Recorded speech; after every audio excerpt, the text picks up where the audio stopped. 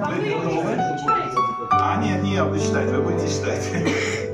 Поэтому не думайте, что все эти сердечки, которые вы можете нарисовать, там еще что-то, это его впечатлит.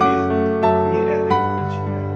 А то, как вы с уважением слушаете, советуетесь, делитесь мыслями. Более элементарно одевается, более свободно, скажем так, и открыто.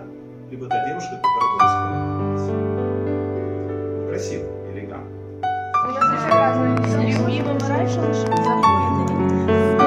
А если он заботливый, то он не оставит без... Чтоб жениться. Даша, слишком часто ты это упомянула.